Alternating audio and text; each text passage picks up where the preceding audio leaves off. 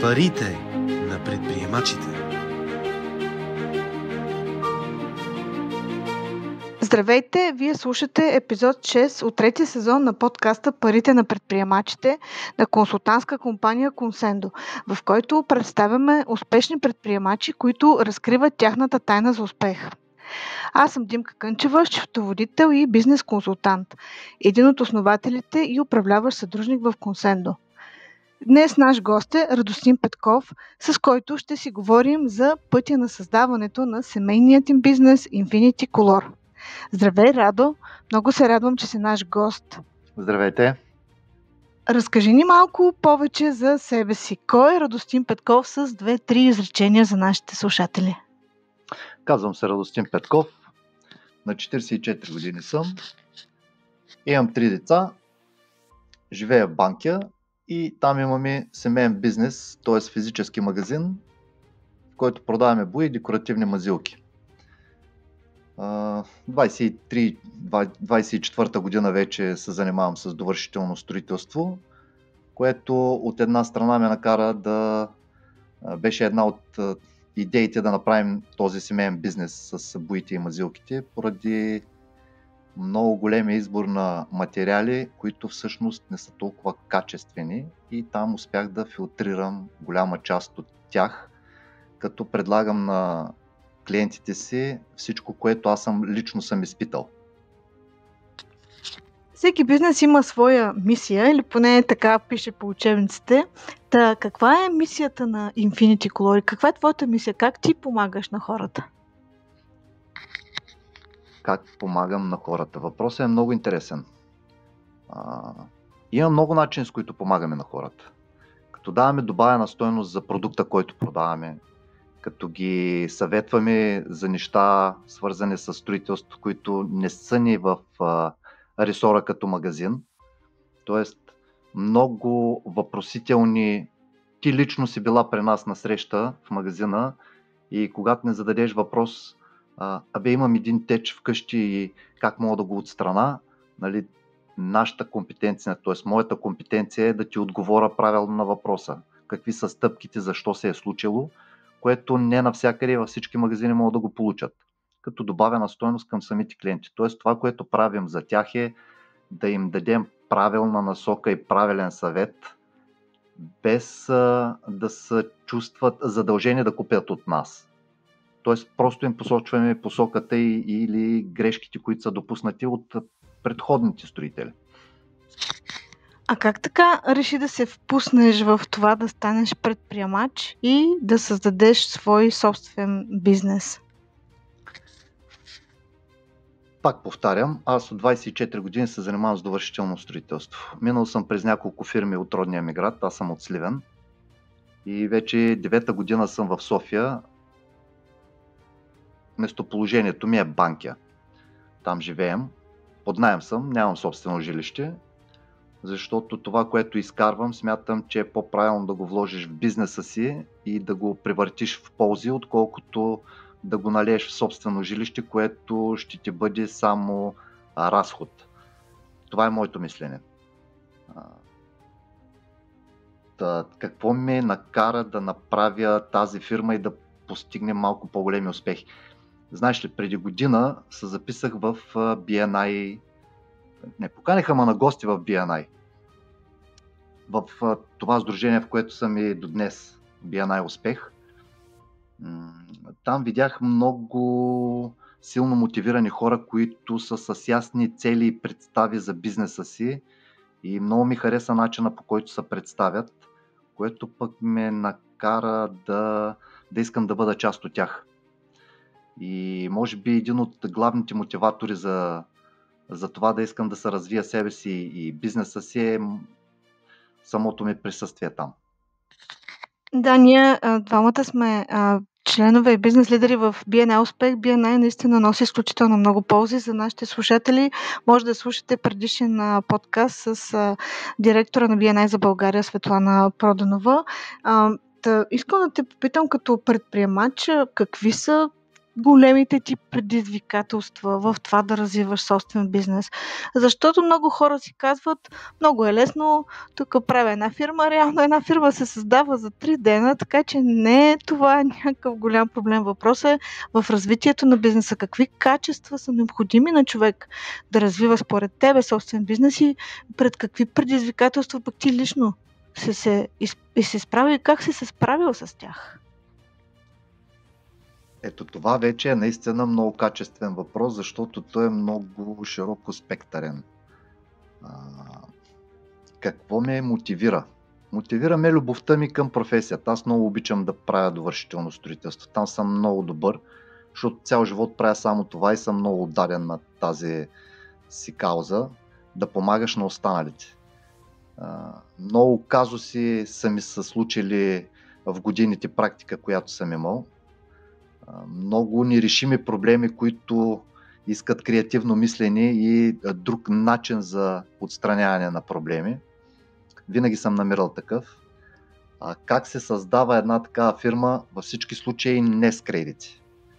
Това съветвам всички, които слушат подкаста, да го запомнат много добре. Кредита не е 100% успеваемост в бизнеса.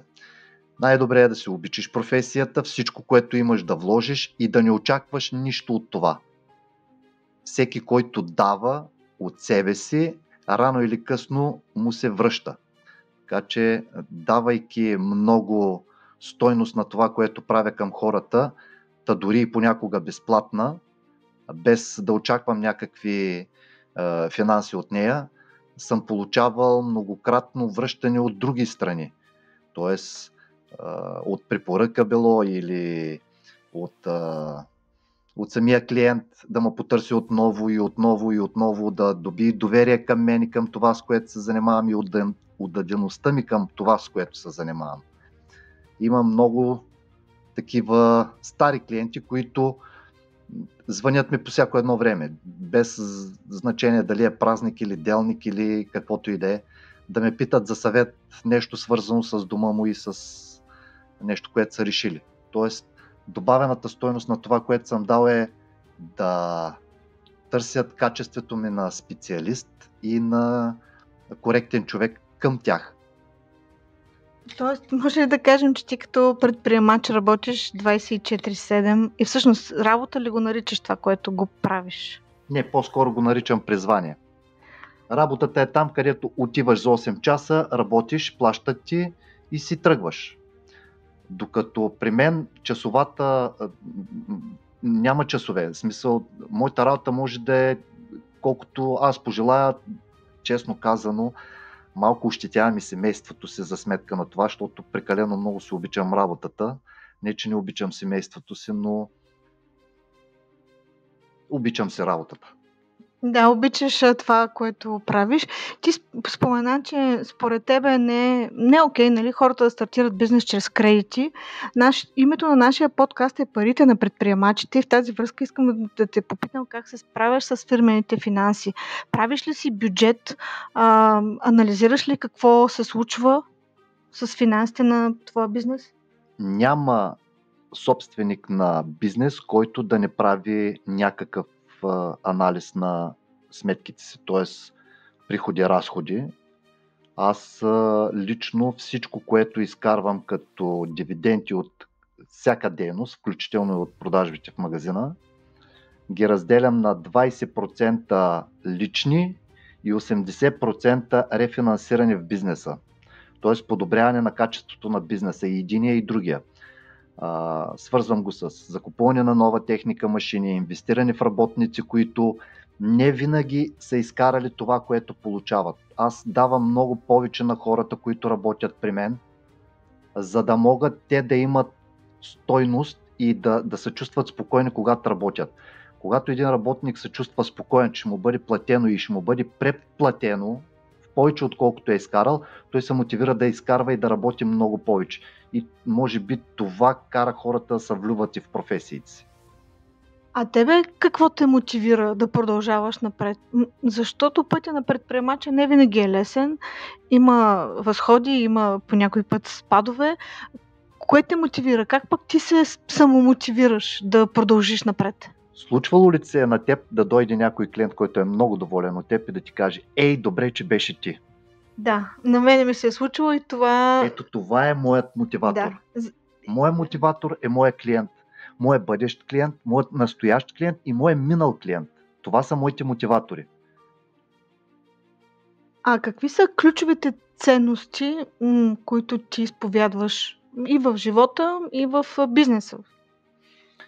Несъзнателно, без да съм го съзнал, без да съм го чувал, това много често го използваме ние в момента в BNI Успех, като казваме ученето през целия живот ти носи постигане на високи цели. Неосъзнато цял живот съм се учил и съм се надграждал себе си, неосъзнато, пак повтарям, и може би за мен най-голямата ценност е това, ученето през целия живот. Създаването на добри взаимоотношения и по възможност, колкото се може по-големи, повече контакти. Аз знам, че ти участваш в тренинги за личностно развитие.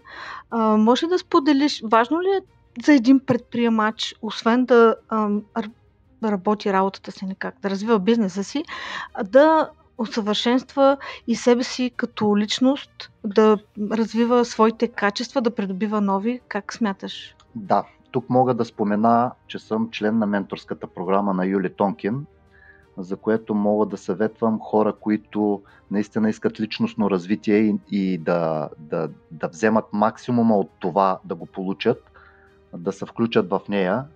Юли е страхотен мотиватор и менторската му група е от 150 души, които вътре взаимно си само помагаме да постигаме по-високи цели.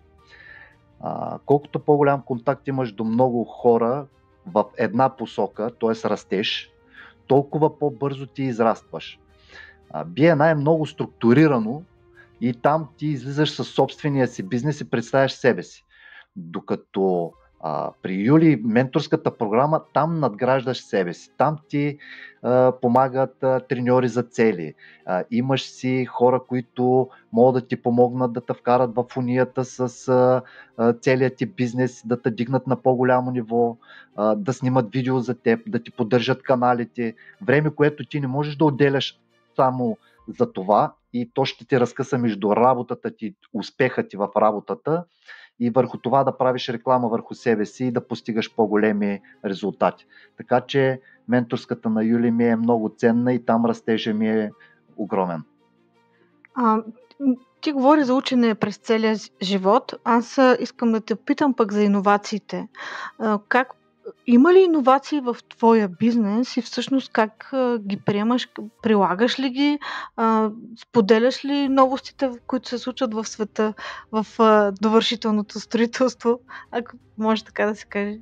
Това е като да питаме дали до година ще изкарат нов iPhone. Със сигурност ще изкарат. Строителството също не е сфера, която е фиксирана върху нещо старо и не мърда от границите си.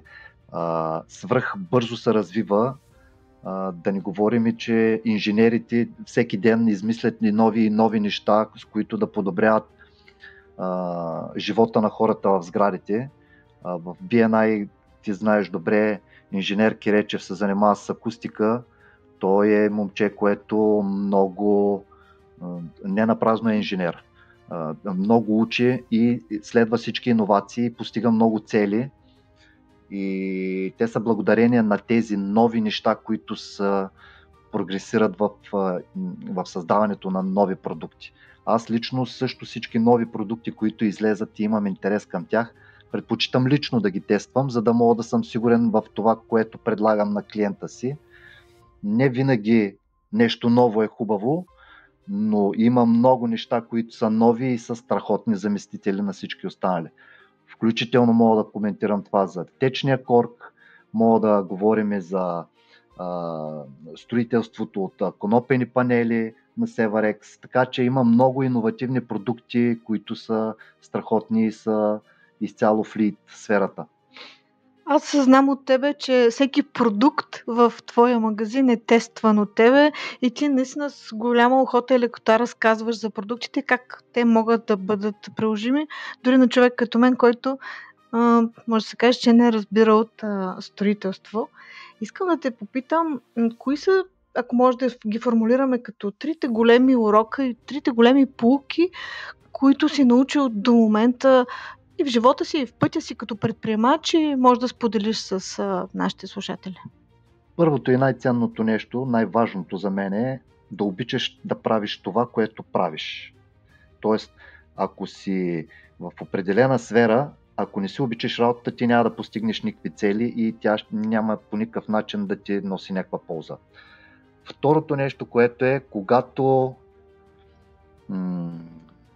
как да го формулирам по-правилно, за да ме разберат всички. Когато предлагате нещо, да предположим, че част от хората, които наслушат, ще продават някаква стока или ще продават някакво обучение. Когато продавате нещо, задължително е да бъде тествано лично от вас, да сте се уверили, че всички тези неща, които говорите за него и той ги покрива като параметри, са така, както го казвате.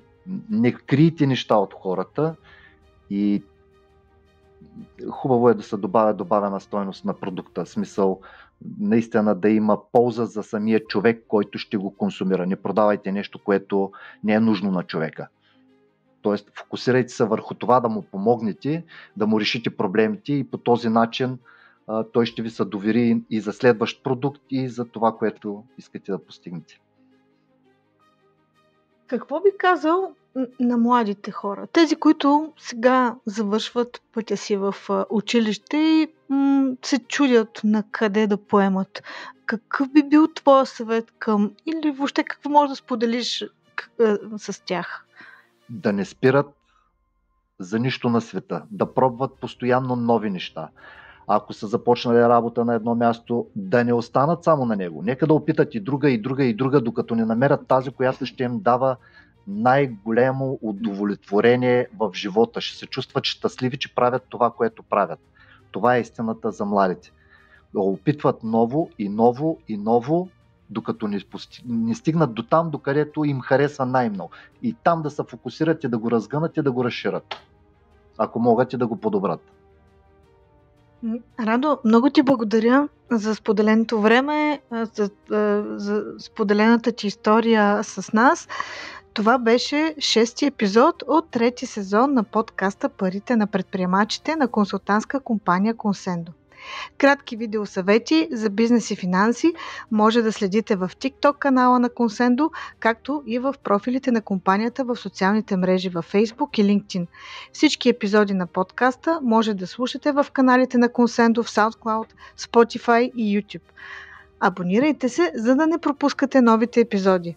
А въпроси, на които искате да чуете експертни отговори, може да задавате както като съобщения в социалните мрежи, така и на нашия имейл office@consendo.io.